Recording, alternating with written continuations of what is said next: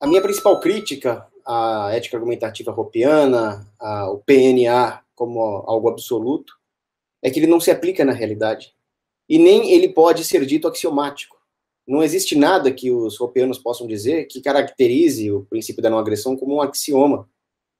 Eles não têm uma base para isso. Pelo contrário, a realidade mostra que o princípio da não agressão seria indesejável, impossível e filosoficamente vazio. Pelo seguinte, todos os dias, todos os tempos ocorrem microagressões. E elas são decorrentes da natureza das coisas, do fato do homem habitar o planeta. Então, se nós queremos regras para que a convivência social possa ser harmoniosa e para que nós tenhamos uma sociedade desejável, nós não podemos nos ater a esse único princípio como uma forma de regular toda a complexidade social. O princípio da não agressão é inválido por causa disso. Se ele fosse aplicado, nós não podemos ter nenhum tipo de interação social, porque qualquer microagressão seria motivo para um processo judicial, e disso não resultaria nenhum tipo de coesão, nenhum tipo de harmonia social, mas nós talvez perdêssemos todo o respeito pelas leis e voltaríamos a um estágio de total selvageria, onde simplesmente o mais forte imporia sua vontade. O Estado talvez seja um pouco disso. Por isso que, paradoxalmente, o princípio da não agressão e o Estado têm muito mais em comum do que nós podemos pensar. Trata-se de um tipo de legalismo que sublima a realidade das coisas dentro de uma ordem moral, como se aspectos de honra, de virtude, de moralidade, de tradições fossem descartáveis. Aí as pessoas vão dizer, não, mas moralmente eu posso pensar isso, é que eticamente, dizem os libertários, existe essa regra. Bom, então você está colocando esses aspectos que eu citei, culturais, morais, numa ilha, onde eles possam ser aplicados, mas não podem sair dessa ilha. Não podem se aplicar no mundo real, só em situações muito específicas, determinadas pelo princípio da não agressão. Então, é o equivalente a você dizer que a moralidade não se aplica na vida real, se aplica apenas em situações muito bem especificadas. Isso equivale a dizer que não existe moralidade. Religião. Ou você tem uma religião ou você não tem uma religião. Se você acredita em Deus, você sabe que Deus é Deus. E para isso nem é necessário religião. O conceito da existência de Deus não é teológico, é filosófico. Se ele é Deus, ele é o bem moral absoluto. Se ele é o bem moral absoluto, ele está acima do PNA. Então o PNA já não é absoluto se você tem uma religião. Logo, você não pode ser ao mesmo tempo religioso e PNAlista. Nem precisa ser religioso, você não pode ser racional e PNAlista.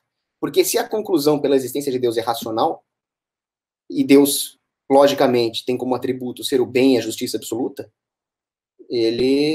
isso implica que todas as outras coisas no universo são relativas. Então, o PNA é relativo. Eu não estou dizendo aqui que o PNA não vale nada, que a propriedade privada não vale nada. Eles são muito boas linhas guias morais, mas não são princípios absolutos. Só isso. Eu sou a favor da propriedade privada, do capitalismo, escola austríaca, tudo mais. Mas daí, para falar, não posso impedir a pedofilia se for consensual. Não, isso não é comigo, não.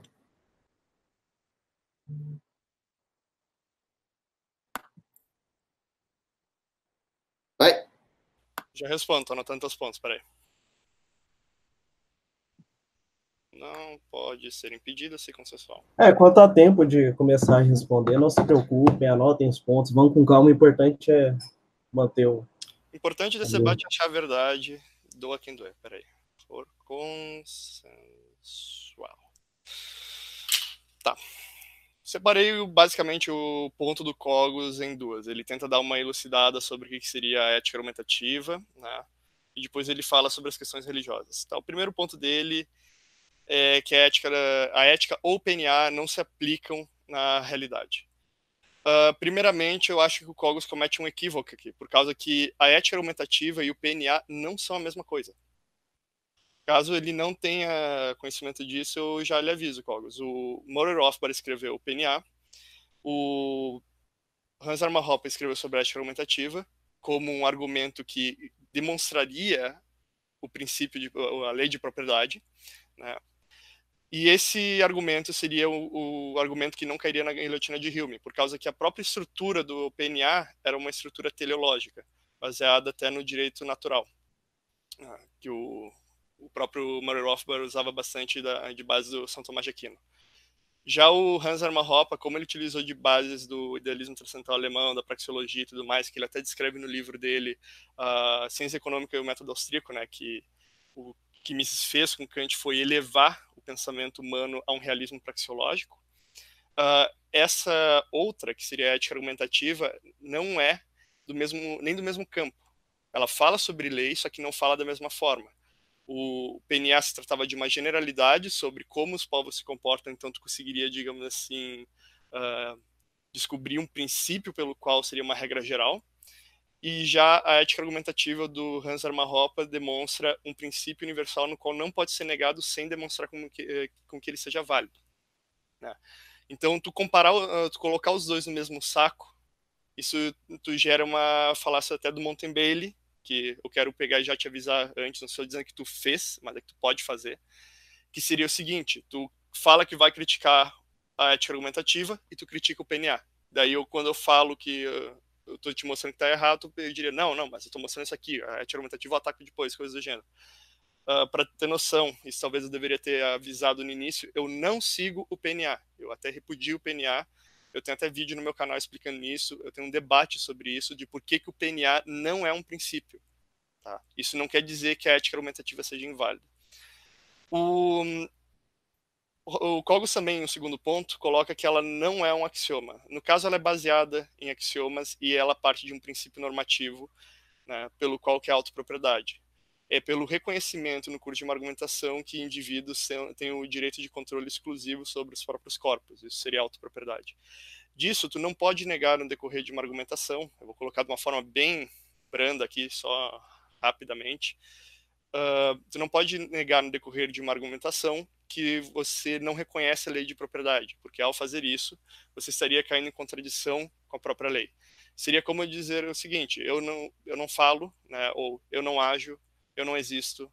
Todas essas regras caem em contradição com a minha própria ação de fazer essas proposições. O Cogos fala sobre microagressões, ele não elabora muito, eu acho que ele está falando simplesmente por aspectos fisiológicos, sendo que, tipo assim, eu existir e, sei lá, ter gravidade não é uma ação minha, é só uma característica da minha matéria. A ética, ela não se trata sobre isso, ela se trata sobre ações dentro da praxeologia do economista austríaco Ludwig von Mises. PNA e o Estado têm mais em comum. Eu simplesmente descarto esse argumento por causa que eu não defendo o PNA. Então, dizer que eu defendo seria, obviamente, uma tentativa de um espantalho. Cogos trata sobre honra e virtude. Eu vou pedir para ele, no seu próximo ponto, também elaborar mais, se puder. Né? Ele trata a questão de como teria microagressões, aqui ele não elaborou sobre isso, teria diversos processos. Eu peço que ele elabore sobre isso. Ele diz que é específico, não sendo universal. Isso eu quero que ele elabore por causa que é um princípio transcendental. Ele não consegue ser negado, ele é necessário para a condição de possibilidade de uma argumentação. Né? Ele é necessário para que a argumentação ocorra. Então, ao mero fato dele estar argumentando nesse hangout comigo, ele já reconhece esse princípio universalmente para qualquer argumentação e ele não pode argumentar contra ele. Isso que é a premissa isso que é a conclusão do Hans Hermann Hoppe, né? E com isso a gente fecha o primeiro salvo do argumento, digamos assim, salvo para quem tiver algum termo de marinha, do argumento do Cogos. O segundo salvo seria a questão de religião. Religião você tem ou não tem? Sim, são duas opções, né? Ou é há ou não há. Só que ele diz que por ter uma religião, tu consegue notar que Deus existe. Isso eu vejo que é um salto, por causa que tu tem religiões, por exemplo, que não tem Deus. Por exemplo, o budismo é uma religião que não tem Deus. Shintoísmo e questões desse gênero. Ele coloca que Deus é maior que o PNA. Tudo bem, ele só tem que provar que Deus existe. Tudo é relativo em questão a Deus, porque Deus é o único absoluto real. De novo, eu preciso que ele prove Deus. E o Cogos, ele faz um argumento que pedofilia não pode ser impedida se for consensual, dizendo que não que ele fez o argumento para ele disse que libertar só desse argumento. Não, pedofilia, tu tá tratando com uma pessoa que não tem as capacidades cognitivas desenvolvidas para consentir. Então não existe pedofilia consensual. Esse argumento eu simplesmente já jogo que é um espantalho logo de cara para tentar setar uma narrativa contra o argumento libertário, tá? Eu não acho que isso seja uma questão de propósito, mas ela elabora isso daí. E eu gostaria que tu também, se puder, então, desenvolver como que uma pedofilia pode ser consensual. Eu peço que tu faça isso, porque eu não concordo com essa tua premissa. Então, basicamente, microagressões, o que são, de onde vem, a religião que tu começou a falar de Deus, se puder provar Deus, basicamente eu acho que se tu conseguir demonstrar, como eu conheço a tua linha de argumentos, a existência do Deus cristão, católico, apostólico, romano, e todas as suas vontades e tudo mais, eu acho que esse argumento a gente pode basicamente acabar, porque se eu conseguir provar isso, eu vou ter que rever muitas posições minhas.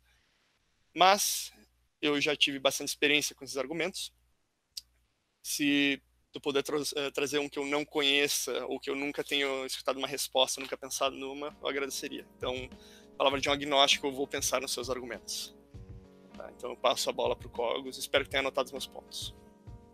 E aí, clã? Aqui é sua voz da consciência. Estou lhe avisando para dar like, se inscrever no canal e mandar para os seus amigos. E aí, clã? Aqui é sua voz da zoeira.